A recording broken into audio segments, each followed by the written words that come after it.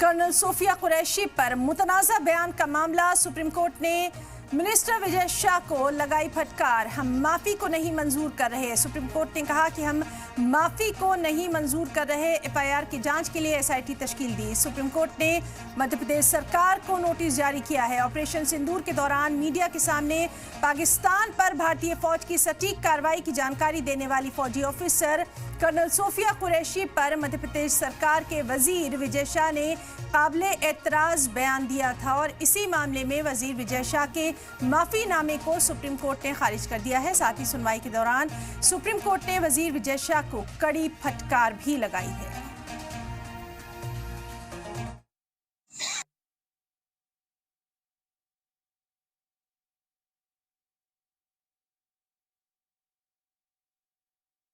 हमारे मोदी जी समाज के लिए जी रहे, समाज के लिए जान लगा रहे, और जिन्होंने हमारी बेटियों के सिंदूर उजाड़े थे वही कटे पिटे लोगों को हमने उन्हीं जी बहन भेज करके उनकी ऐसी की तैसी करवाई। एक बार मोदी जी के लिए जोरदार ताली बजाएं। उन्होंने कपड़े उतार उतार के हमारे हिंदुओं को मारा और मोदी जी ने उनकी बहन को उनकी ऐसी की तैसी करने हमारे जहाज से उनके घर गए।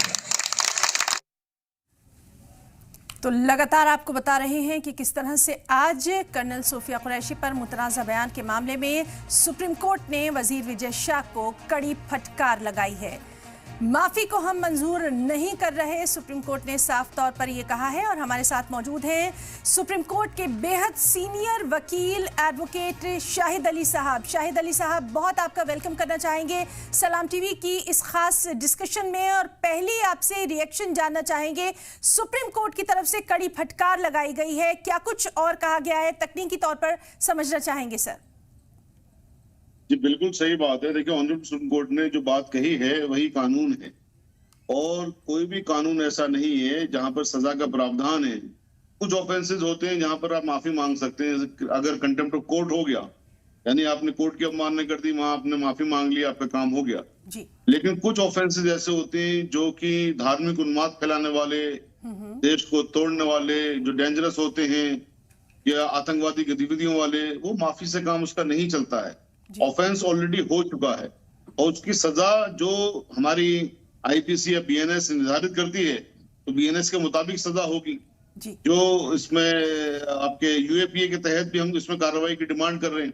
अब चूंकि सरकार भारतीय जनता पार्टी की है वहां भी और दिल्ली में भी, तो भारतीय जनता पार्टी तो सुनती नहीं ना किसी की, अपने मंत्रियों के खिलाफ तो बिल्कुल नहीं सुनती। इतनी हमारे लिए वाकई में ये अफसोस की बात है कि हमारे मुल्क में पार्टी जो निर्धारित करती है सजाओं का प्रावधान या कार्रवाइयों का प्रावधान, वो उनकी पार्टी के आधार पर किया जा रहा है। ये तो बहुत गलत चीज है।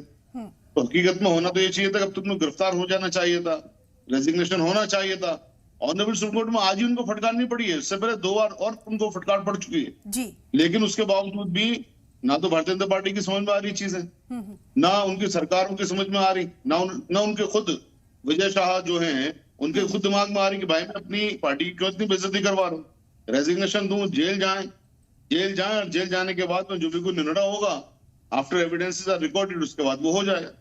तो ये जो चीज है, ऑनरेबल सुप्रीम कोर्ट ने बिल्कुल साफ कहा कि आपका जो एक कृत्य है वो माफी के लायक नहीं है।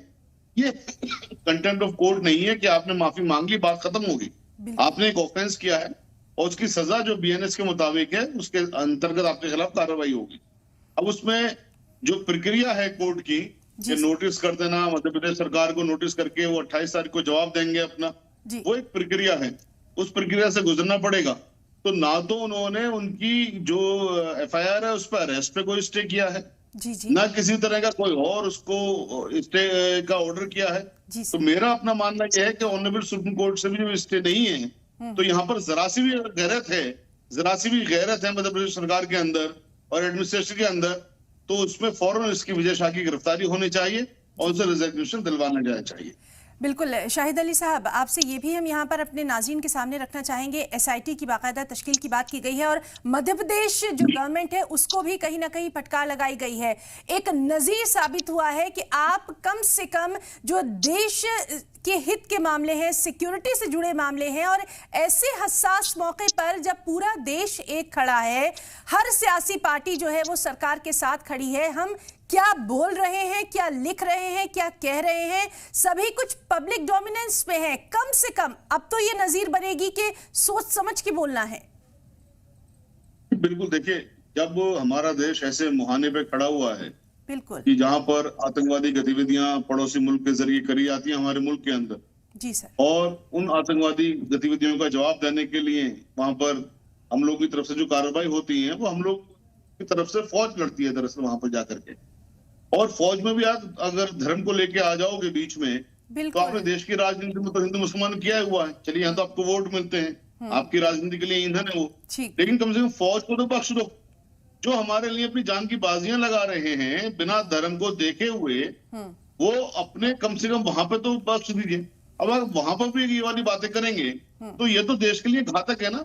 अब एक सवाल क्या होता है कि साहब मुसलमान बताइए, जो फौज में भी है, जो देश के लिए लड़ रहा है, वहां भी आप उसकी भी धर्म देखोगे, तो उससे एक ऐसा इंप्रेशन जाता है कि दुश्मन ताकतों को यहाँ पर सेंध लगाने के लिए एक रूम मिल जाता है। नहीं, कामयाब नहीं होंगे वो कभी, वो हमारे मुल्क में कामयाब नहीं हो सकते, क्योंकि हिंदुस्तानी मुसलमान मेरा ख्याल है इससे ज्यादा देशभक्त कोई और हो नहीं सकता, और उसकी सर्टिफिकेट की जरूरत नहीं है।